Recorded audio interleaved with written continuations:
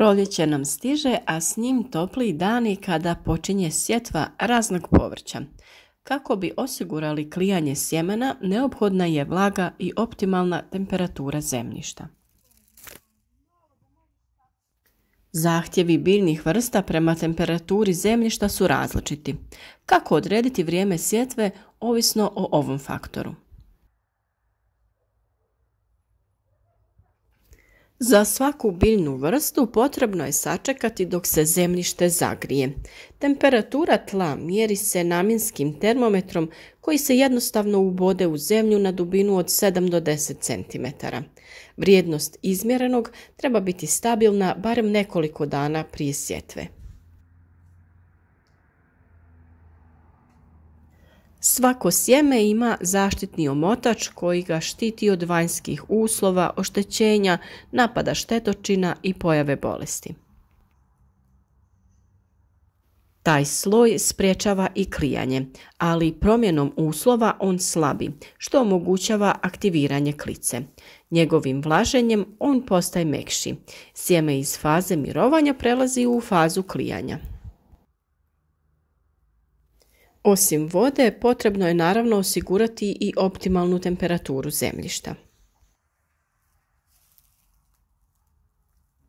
Temperatura zemljišta karakteristična je za svaku biljnu vrstu i ima veliki utjecaj na postotak klijanja i nicanja kvalitetnih mladih biljaka. Što je vrijednost bliža optimalnoj, veći broj sjemenki klija i niče, a dobivene biljke će biti razvijenije. Osim optimalne, važne su i granične vrijednosti. Minimalna temperatura je donja granica na kojoj sjemenke neke vrste mogu proći kroz proces klijanja i nicanja, a maksimalna je gornja granica iznad koje prestaje njegova aktivacija. Na primjer, grah će klijati samo ako je temperatura zemljišta iznad 15 stepeni i neće na onoj iznad 35 stepeni. Za razumijevanje djelovanja temperature na sjeme može nam pomoći paprika kao najzahtjevnija povrtna kultura. Kada uzmemo 10 sjemenki paprike i posijemo ih u zemlju koja ima temperaturu od 15 stepeni, niknuti će samo jedna, a rijetko 3 biljčice.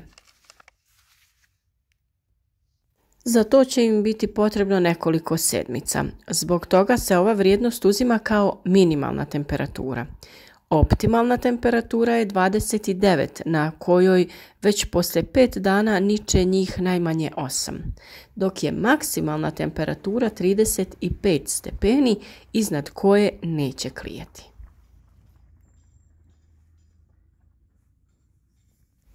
Pitanje koje se nameće sada je koje to biljke vole niže, a koje vole više vrijednosti temperature.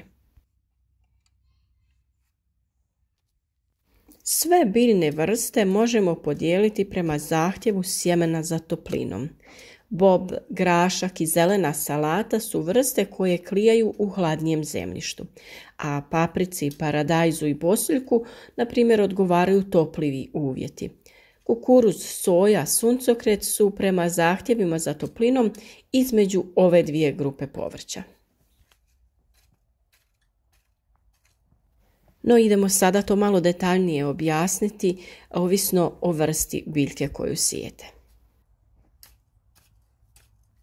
Temperatura od 5 do 20 stepeni najbolje odgovara za sjetvu boba, graška, češnjaka, crvenog luka, zelene salate, repe, cikle, korabe, rotkvice, rikule, mrkve, peršina, pastrnjaka, špinata, blitve, kukuruza kokičara i šećerca, krompira i kupušnjača.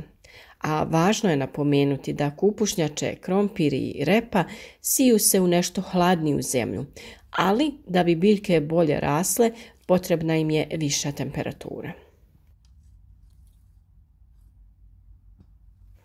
Kulture koje vole toplo zemljište zagrijano na 20 do 30 stepeni su paprika, paradajz, patliđan, krastavac, grah, mahune, tikvice, kadulja, dinja, korijander i kopar. Upravo zbog toga većina tih biljaka se uzgaja iz presadnica. Krastavac, tikvice, dinje, grah, mahune, kopar možemo sijeti direktno u zemlju kada se zemljište dovoljno ugrije. Ovisno od vremenskih uslova, sjetva na otvorenom se u kontinentalnim područjima može obavljati već od kraja aprila, dok se na jugu sjetla toploljubivih kultura obavlja i do mjesec dana ranije.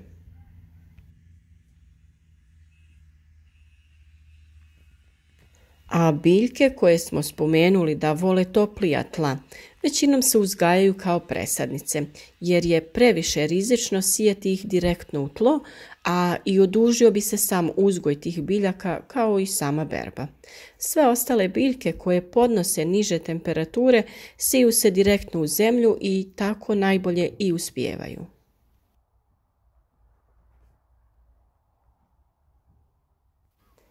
Mart je optimalan za sjetvu sjemena rasada kojeg namjeravate saditi u maju na otvoreno. Klijanje i nicanje sjemena u optimalnim uslovima traje oko 10 dana. Krastavac niče za 4 ili 7 dana, paradajz za 7 do 10, a paprika i patlidžan za 10 do 15 dana. Na vrijeme nicanja djeluju razni faktori o kojima često pričamo, a to su temperatura i vlažnost, a klijanje i nicanje se može ubrzati naklijavanjem sjemena, o čemu smo također već dosta govorili.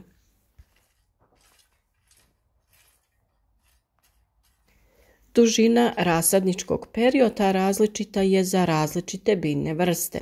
Proizvodnja rasada paprike, patlidžana i paradajza traje od 40 do 70 dana, ovisno od sortnih karakteristika i uslova u vašem rasadniku.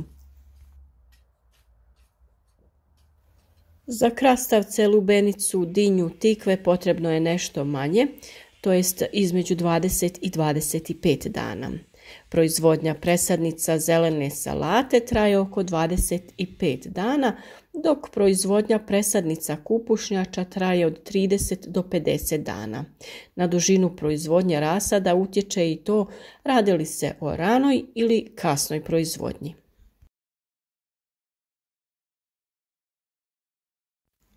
Možemo zaključiti da kao i sve ostale teme koje smo do sada obradili, i ovo je nešto na što svakako trebate obratiti pažnju.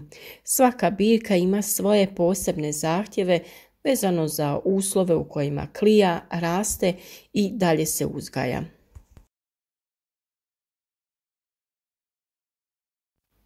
Uzgoj bilo kojeg bilja nije jednostavan i zahtjeva prije svega znanje, a onda vrijeme i pažnju. Čovjek uči cijeli život i nikada nije kasno za nova saznanja, nove metode uzgoja, pogotovo ako su efikasnije od onih dosadašnjih. Vremena se mijenjaju i tako i vremenski uslovi u proljeće nisu kao nekad. Upravo iz tog razloga moramo biti otvorenog uma i ne držati se striktno do sadašnjeg načina uzgoja, nego se prilagođavati novonastaloj situaciji što se klimatskih uslova tiče. Ukoliko se odlučite sami obrađivati svoj vrt, budite spremni da za to odvojite posebno vrijeme. Naravno, ukoliko taj posao budete obavljali sa voljom i željom, biljke će to prepoznati. Ništa što se radi preko volje neće uroditi plodom, osim ako ste jedna od onih osoba kojoj biljke posebno idu od ruke kako god da ih posije ili posadi. Ovo je divan posao koji nekada može biti fizički zahtjevan, ali to u svakom slučaju je dobro za nas. A mentalno to je posao koji opušta i pruža odmor za dušu, što je najvažnije. Vjerujem da ste kroz naše videe zaključili koliko mi volimo prirodu i uživamo u njoj, pa zato i vama želimo prenijeti taj osjećaj i ljubav prema biljkama. Nadamo se da u tome barem malo uspijevamo. Znamo da među vama ima dosta iskusnih povrtlara, ali sve više ima i novih mladih početnika, što nam je izuzetno drago. Lijep pozdrav šaljemo svima.